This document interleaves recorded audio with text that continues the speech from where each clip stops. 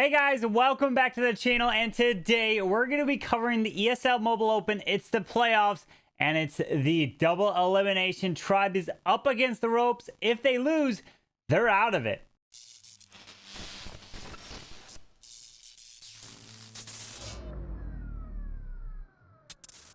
All right, so we're going to be covering the ESL Mobile Open Season 5 playoffs, and this war today here in the video is going to be the lower bracket. What does that mean?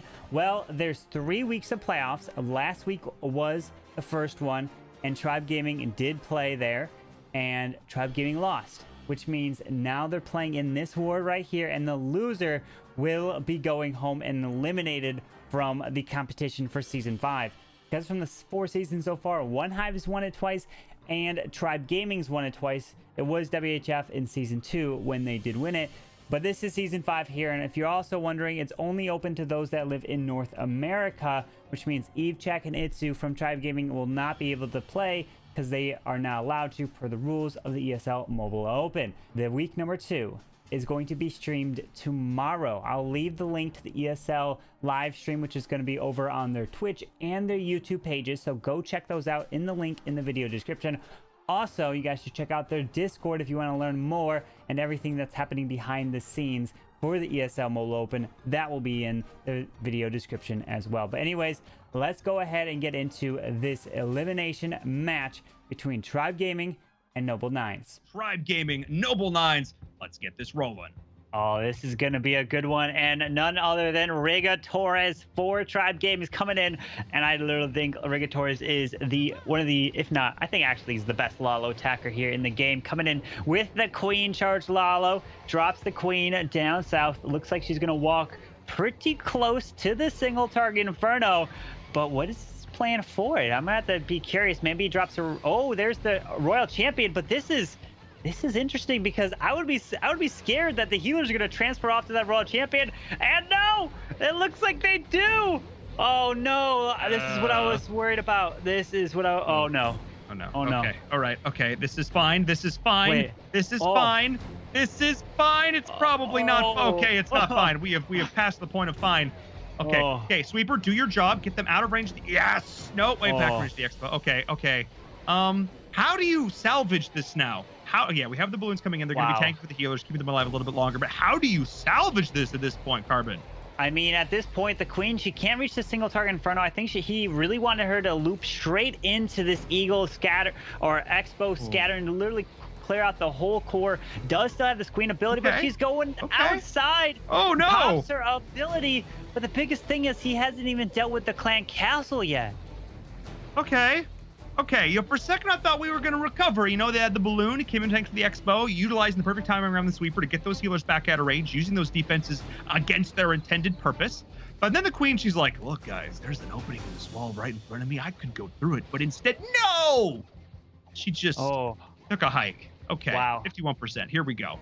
Yeah, at this point, he's going to have to look to, like, at least save, get as high of a 2-star as possible because the enemy Queen is still alive. The enemy Royal Champion is still alive, sends the blimp straight into this Town Hall. There's a Rage. He's going in, and he's going to have to pop the Grand Warden Internal Tome to protect everything over the Town Hall. He does, but he gets that poison down. He's moving his way through, but the enemy Queen scatters are going to do so much work. Oh, my goodness. Okay. You know what? I was losing hope a little bit here, but this is looking like a pretty darn good follow-up. Those haste spells are going to get decent value.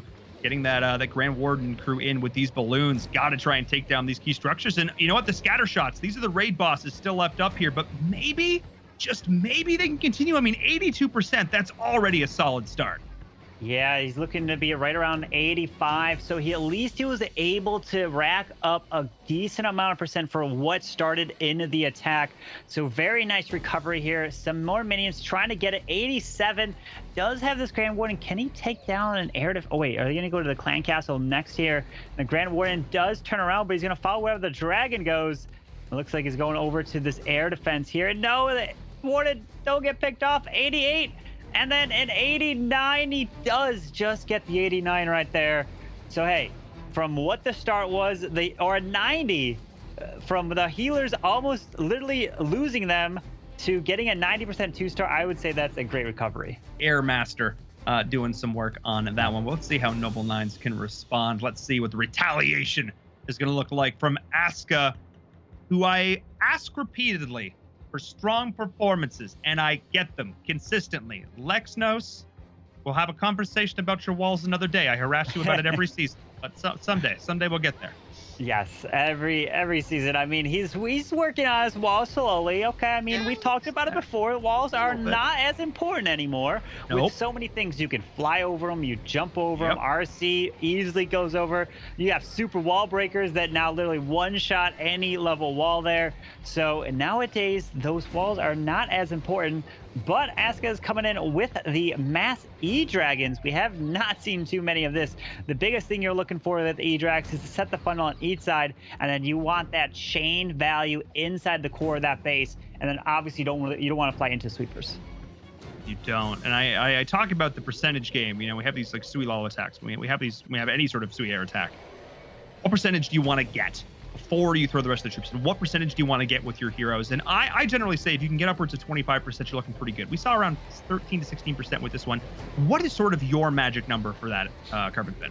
I wouldn't say there's a magic number. I would say you want the funnel, right? You want the key defenses. If you can get a scatter, if you can get air defenses, you can get potentially an enemy hero that helps create pathing. That is what you want, especially when you get that chain value, because if then you can set that funnel on each side, then those E-Drags will have nowhere to go but straight into the core of the base. And in this attack, it looks like they're splitting into two different groups here.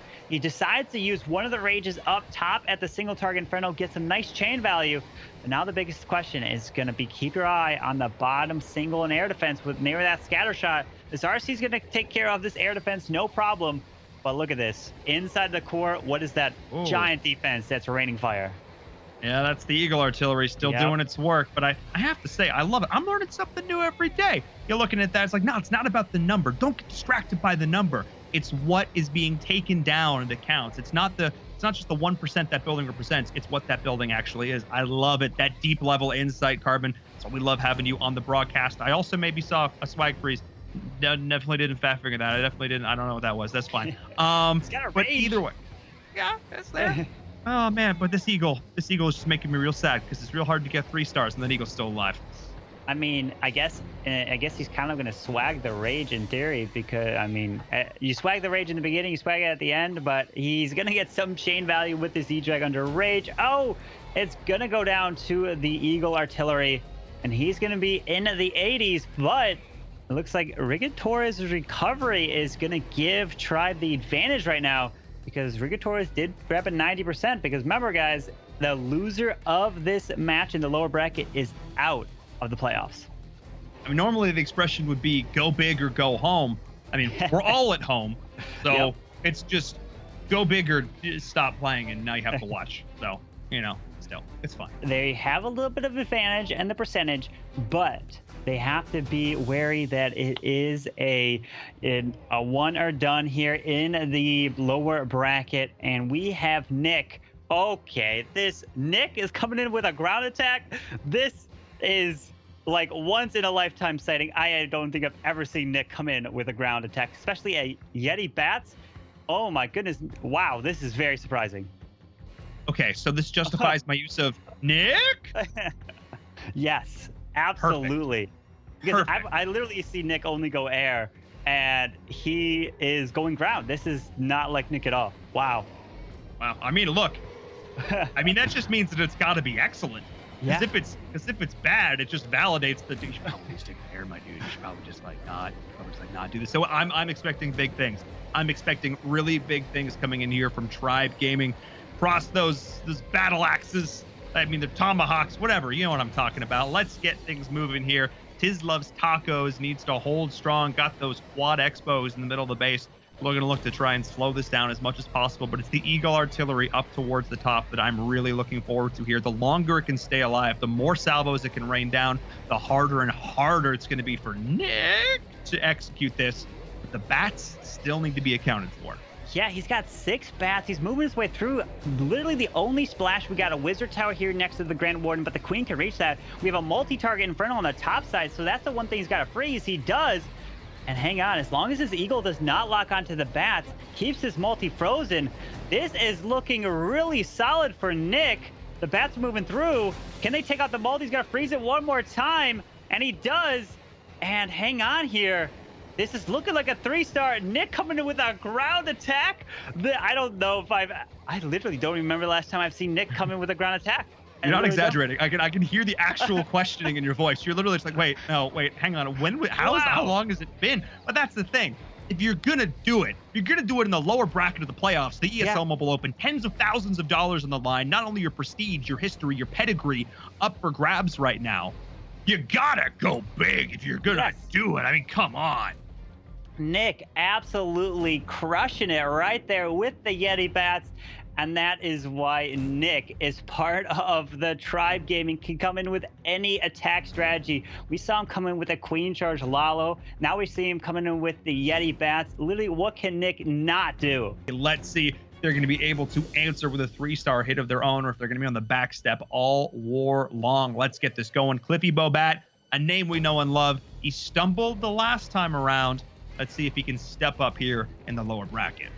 Yeah, Cliffy's coming in with the hybrid in here, but does have sneaky goblins. But take a look at this. He's got sneaky goblins and super wall breakers. You could probably be wondering, wait, how does he have 2 super troops at once? Well, it's because one of the troops just ended. He unlocked the other one, but he didn't get rid of either of the super wall breakers, so he was able to cook up the one that he just unlocked there. But wait a second. The super wall break gets picked off by the Grand Warden Altar and does not go where he wants. So that was a failed super wall break. You usually never see that. It's supposed to be unfailable. I was told I could use it, and I am not excellent at the video game, but that's fine. Look, okay, well, maybe it's not fun in this situation. Maybe that's a disaster. I mean, Cliffybowbat, I feel like his luck has not been with him so far today. Oh my goodness, get the poison in, keep the healers alive. Let's just reset here. Let's rethink. Oh my goodness. Okay, it's fine. Wow. It's still not the end of the world, I think, Carbon. I think there's still a good amount of damage that can be done.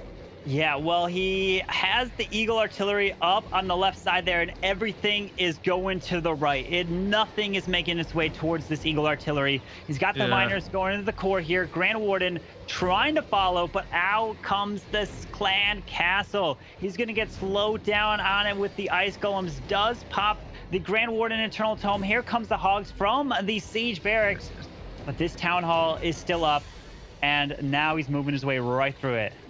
The hogs went by it because it hadn't activated yet, so they didn't target it right off the bat. Now they're finally gonna be able to take it down, 56% in climbing. But bye hogs.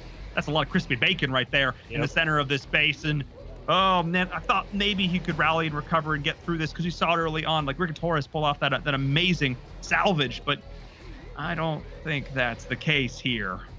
No, unfortunately, with that queen going to the right, the super wall breaker getting picked off there by the Grand Warden. And that's one of the things a lot of people don't realize is the Grand Warden, if you send a super wall breaker, it will one-shot and take down that super wall breaker, which people just are not ready for and can be devastating to an attack, because you're relying on that super wall breaker to get that queen in. Because remember, once it dies, it opens up whatever is within the tiles, but in that case, it was too far away. It is now Lexnos from Tribe Gaming. I've got a chance to talk to him quite a few times over the last few years. The guy is always calm, cool, and collected. The guy never balks at a challenge, and I expect that to remain the same here.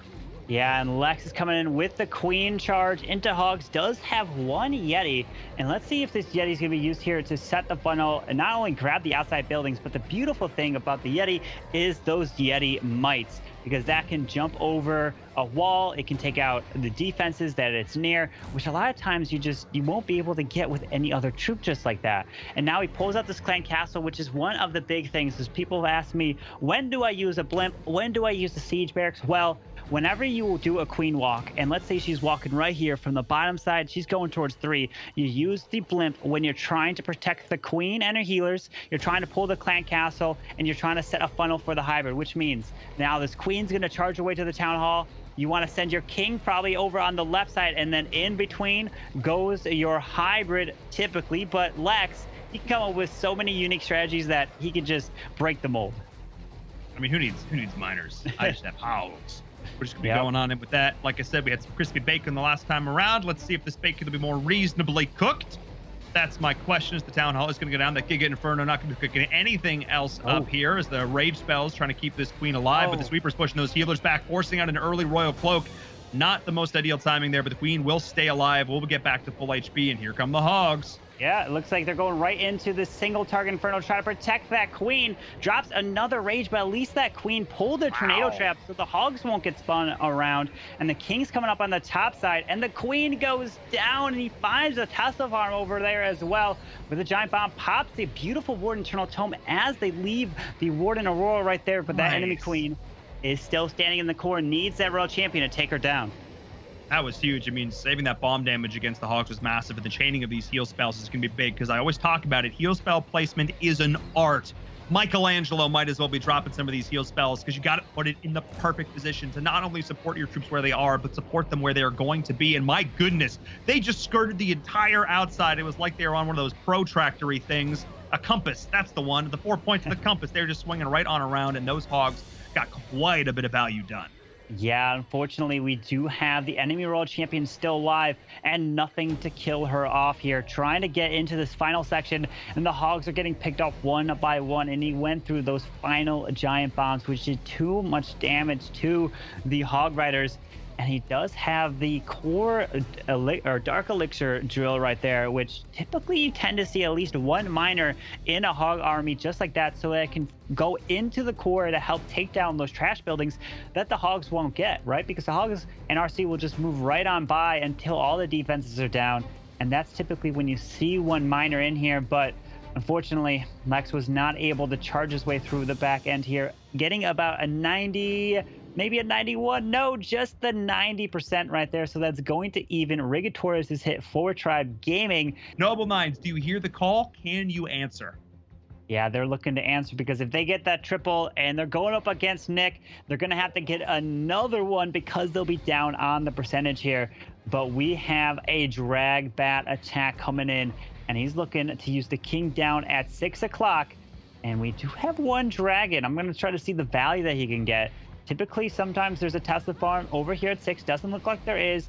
My guess would be there is the other Tesla farm probably near about 3 o'clock, 3 o'clock usually. But hey, I've seen Nick run this base many times, and he does like to switch up the traps, so he kind of throws off your opponent.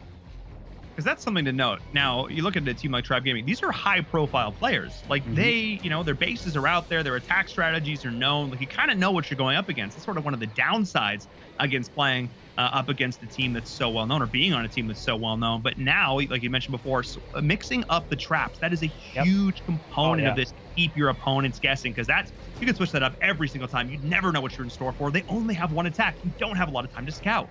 Absolutely. And sometimes some people actually prefer to run a burnt base, but they bait an entry. And that's actually, if you know your opponent has seen the space be tripled and they are not ready, they think, oh, this is going to be an easy triple here. I'm going to copy this base they saw maybe on a YouTube video, and then they try the exact same thing, but it was baited and it completely fails. I've seen it happen before. I've seen people use plan bases just like that. But we're seeing the attack coming in, but the Royal Champion popped the Hound, which now the pups are going to be trying to take down these bats. He's moving his way through with one more freeze. I just don't know if he's going to have enough. The bats are splitting around. He drops the final one there, but the lava pups are picking these bats off so fast here. Oh, man, that was just heartbreaking. It was still a really solid attack here from Jono. That was Jono? I don't know. Depends what kind of emphasis you want to put on that J sound, but still, that was solid. That was really good. I had high hopes for those bats. And again, I think if the pups had not been there to sort of count, to be fair, if I'm looking at a bat or a scary flying spirit birdie thing, I'm probably going to be more scared of that in some situations. I know they're just pups, but they pack a punch in that particular situation. And we're going to welcome back Echo here at our halfway mark. Looking at this, how impressed are you by Tribe right now? They have put up 3 stellar hits. Yeah, they don't want to go home. They're coming through and they're hitting hard. And one of the highlights of that was me watching Carbon be so surprised by that ground attack as well. It was really enjoyable to watch. Plus, to watch it 3-star, it's nice to see Tribe firing on more cylinders than they were earlier on today. And I mean, they're looking good to move forward, but it's not over yet. Anything can happen, but things are looking good so far for them. Carbonfin, let's get back to the action. Let's not keep the fans waiting any longer. They've been waiting for the last, like, little while for this one. They saw Tribe Gaming fall. They were surprised. I could tell. But now I think they're just impressed. Yeah, we're taking a look at the next attack for Sir Longsword. I do want to note that he is coming in with 4 healers. Typically, you tend to see 5 healers come in being used. I mean, also, this kind of looks somewhat similar. Maybe it's a base I've seen before. Maybe a lot of times, a lot of bases are typically tend to be used, but move some defense and traps around here. But SLS is coming in with the 4 healers down south, and one of the reasons why I like to run 5, or typically you see a lot of people run 5, is because if you pull 1 Seeking Air Mine, you're down to 3 healers if you took the 4, and usually 3 healers will never get you through any expo compartments or things like that before you have a chance. That's why typically you take 5, but if you want to risk it, and it looks like SLS is trying to do that here with the Queen charge into 29 miners, it might pay off. I mean, look, SLS got to go big in this one. Let's hope these miners aren't going to be digging his grave, rather the grave of Cliffybowbat on this one. Again, you got to risk it for the biscuit with those 4 healers here, not leaving anything to chance. Doesn't even have well, actually maybe through the Luna already to try and soak up that Seeking Air Mine there. But either way, this is going to be the opening I think he's looking for so far. It's sort of one of these slow and steady wins the race kind of things. Looking really solid. The Royal Champion took out the multi-target Inferno, but I see what SLS is doing here. The miners are going to go straight into the core. Queen is staying on the outside. So this is the reason why he decided to take 4 healers, is because he's not going to be charging into the 4 expos. He's not going to be charging into the scatter shots. He's not going to be charging into all these high defenses. Since he's only going to stay on the outside, why take 5? Take a little bit more miners to power through the core, and then the Queen can use her ability down south and just get so much value. Speaking of value, I love the fact that he committed to using the Eternal Tome there, because he knew there were structures that you can dodge the bomb with the miners. They can dig underneath it. But in that case, he knew they weren't going to, because of the additional structure that was there right next to that town hall. So I love the fact that he committed to the invulnerability there. And now there are a lot of miners still left in play. Like through the ether, I can hear the dink, dink, dink of those shovels as they are just going to town right now. I talked about digging graves, and it seems like it's going to be a Cliffybowbat written on that headstone, because SLS just looks indomitable in this hit. My goodness. Beautiful attack from Sir Longsword, coming in with another triple for Tribe Gaming. That puts it to 2 triples for Tribe and 2 90% 2 stars. What a great war so far. When everything's on the line, it's win or go home. His loves tacos. Make it happen, buddy. Pretty much at this point, they need to get 2 triples and hope for a 1-star from Tribe Gaming, because they are nowhere near on percent. So if this doesn't triple, Tribe Gaming can just take it easy on the final attack there. But we'll never know, because you never want to count a team out too early, because people have done it before and it's backfired.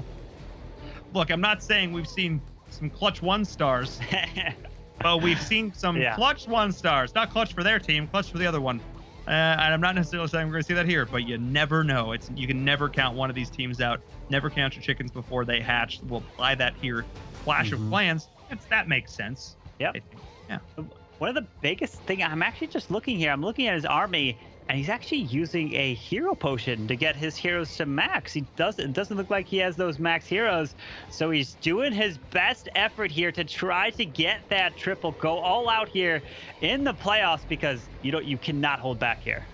No, oh no, you put it all on the line right now, especially if you're in the lower bracket. You got to go all out, and that's what I want to see here, because we are on this pivotal attack. You've got to go in, and they are going to have that jump spell to get right on in towards this town hall. The invulnerability from the Eternal Tome. This town hall's got to go down. The boulders are rolling on through like a rolling stone, finding their way home. That's going to be the quad quake to continue the pressure on through. Nicely done. Catches just the edge of that wall right here, which will allow the rest of the troops to move on in. The Eagle falls as well. The multi is next up on the menu. This smash is looking pretty smashy.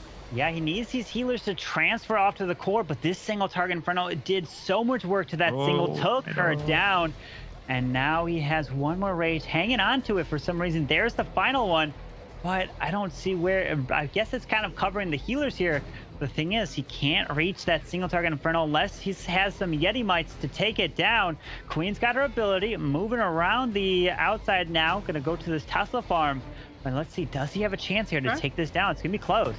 I mean, that was actually pretty clutch. Some of the healers actually ended up staying around and are actually going to be able to transfer over to the queen, keep her alive a little bit longer. One supporting the Grand Warden as well. So not the worst thing ever if there are just not enough healers to keep her going through this. She's forced to pop the ability to stay alive, but the Inferno Tower is taken down. Hang on. Oh, He's man. got the pass up. I think he's got this. I think he might. I think he might. Tis. Yep. You know, I asked him to step up in our last match. Couldn't quite find the mark. This time around, though, I think he heard me. You know what? I think he heard me. With 25 seconds left on the clock, 91% and climbing, a healer. There's still a healer on that queen. I think this is looking like a triple. Wow, what a way. This is the final war here of the day, and we're seeing, what, three stars so far in it. We're just racking up the triples. I just want to enjoy these last few attacks. Yeah. Let's get into it. Tribe Gaming. Hex is here up against My Precious, who we've seen go off. We know this guy can go clutch, so let's see if it can make it happen here. Yeah, Hex is sending the blimp here into the scatter and single target Inferno. And what is it taking down? It's taking down the scatter, the single, and pulling out the clan castle. So it's getting so much value. And you typically want to drop that queen on either the left or right side. And I'm thinking he's going to drop it. Maybe, let's see, if he's going to, he doesn't have any wall breakers or jumps. So the big thing, it does go down here. But okay, so the queen's being dropped all the way over towards 3 o'clock. So maybe he's just going to have the queen walk, set the funnel, and then send the hybrid right in between. Interesting. Okay. All right. I see the thought process here. Yeah, he's gonna try and pull this over. It's gonna take its time.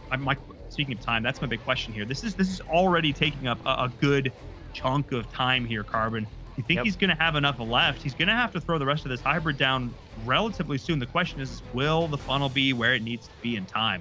Yeah, typically I like to get the king right around 2-minute mark. And I usually say the best time to avoid time fails is right around 1:40. I mean, you can get it down later, but if you get used to dropping the hybrid right around the 1:40 mark, then you'll be like, okay, it's right around 1:30 or 1:35, 1:30. You'll start to be stressed and like, whoa, I need to get this down. So you really start to train yourself. And usually right around that time, you have just enough time to get it done. But the queen, she's going for the wall here, and the hybrid activates the town hall, does freeze it up.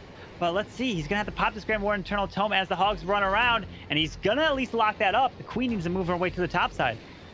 Oh, the timing was flawless on the invuln as well, keeping everybody alive through that. The queen is going to walk up now. That might actually be a bit of a blessing in disguise if she's able to take down some of these key structures that otherwise wouldn't be reached. And you talked about the hybrid, that 1:40 mark. That's exactly what we ended up seeing. Queen needs to... Oh, no. Okay. Oof. Deep breaths, everybody. We can get through this together. Okay, Queen, I believe in you. As the rest of the attack is trying to push its way through the center of the space, but it doesn't seem to have a whole lot of gas left in this tank. The healers are getting absolutely shredded on the outside, and I don't know. I mean, the hopes of the 3-star, I think, are gone, but this is, I think, more than enough percentage to do it for Tribe Gaming.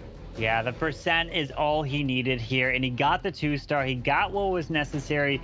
Ends up finishing right around 76%, 70, let's see, he's got a few more, 76, 77, 78 probably here for Hex. Fortunately, the hybrid kind of died off there. He tried to set a funnel to go straight for the town hall. He was definitely getting the safe 2-star right there with just about 20 seconds, and it looks like it's going to wrap up right around that, but I believe that's just going to be enough there. Even if Noble Nines gets the triple, I mean, they're going to still try to go for that triple to at least tie it up on stars here. Absolutely. I mean, you know, if you're going to go out, you might as well go down swinging. And we're going to see, Hex just wrapping this one after the last few seconds. Final attack of the day.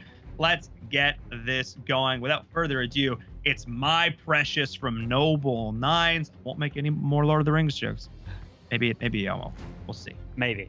Well, we see he's going to try to take down one of the precious things in this base, which is that town hall. You need that down to get at least the triple. But I mean, actually, you need every single building down, right? And that's what he's going for. But unfortunately, the ice golem was dropped just a bit too far there. It does freeze in time. Wow, that was a little close. And now the RC will take out the enemy Royal Champion, do some damage to these defenses. Wow. But let's see what else she can grab here as she's moving around. That actually did not bad. Wow. Took out a scatter shot, but that's actually pretty big. That was really clutch. Yeah. That freeze coming in exactly as needed. So, I think a pretty solid opening here. Also, for the record, the fact that My Precious doesn't only run ring bases, I feel is a travesty. Put it in there now. I noticed it earlier. I didn't comment on it, but come on, my precious. Stick to your gimmick. Stick to your gimmick. Right, it definitely should there, because I mean, hey, a lot of times people get those 1-stars on the ring bases and you only get one attempt in this format. That's also a good thing to let everyone know, is if you're just watching, you're kind of watching in the playoffs here in the ESL Mobile Open. This is season 5, but all these players only have one attack per base and they don't know where these traps are. So that can absolutely mess up an entire attack when a Tesla farm pops up and completely change it. Oh, absolutely. No, I mean, we've seen a single tornado trap just make you completely rethink how an attack is going to go. Spring traps, we've seen a little bit less of them now. We saw them a lot when hogs were sort of like the be-all, end-all. We're seeing a little bit here. Of course, with the hybrid strats coming, we're seeing it in this particular attack as well. We're seeing the siege barracks now starting things off towards the bottom side. What is your prediction for the rest of this attack looking like here, Carbon? Well, with that siege barracks down, he's setting a beautiful, actually, funnel. The wizards are grabbing the buildings behind that one layer of the wall there. And then you're going to see hog riders coming out of the siege barracks. But that queen taking the eagle artillery out is going to help quite a bit. She's going to move her way around. But the big thing is, look at that single target inferno. The queen cannot reach it when she loops back up there. So he's going to have to find a way to protect her. She will go down, but he does have the Grand Warden ability still to use here. Yeah, that could be huge, but he's got to use it earlier now to try and keep the rest of these troops alive to make sure they don't go down to that gigabomb. Oh my goodness, this is going to be rough. The Inferno was locked on, and that's going to be the end of the Queen, and that might be the end of the hopes for the 3-star here for my precious. The placement of that Inferno Tower is just wrecking all these attackers trying to move their way up in. You've got the Tornado Trap as well, just for good measure. I mean, don't get me wrong. There's a decent amount of hogs. There's a decent amount of miners. I'm just not quite sure if this attack is going to have the gas in the tank to finish this one up.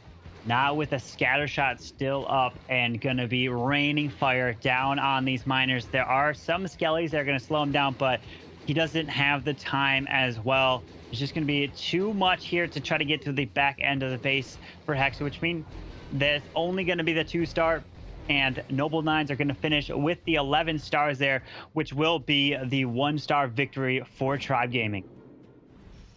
Oh, man. In the end, a valiant attempt at a comeback. Noble 9, still 11 stars, 82.6. That, on its own, that's a good war to have, especially up against the base prowess, the base building prowess of a team like Tribe. That is a respectable hit. But Tribe Gaming, 12 stars, almost 92% to their name. That's one of the most solid, consistent wars we have seen in the ESL Mobile Open, and it could not have come at a better time for them, keeping their playoff dreams alive here in the lower bracket. So congratulations to Tribe Gaming. They looked solid from start to finish on that one. And that's going to wrap up today's video of the ESL Mobile Open Season 5 playoffs for week number 1. Definitely go check out the stream that will be tomorrow if you're watching this just when this video does get uploaded. All the links that you need to know will be in the video description. But anyways, I hope you guys did enjoy today's video. If you did, make sure you guys go ahead and hit that like button, subscribe down below for the daily content, and I hope you guys have a wonderful day. I'm Finn, signing out. Peace.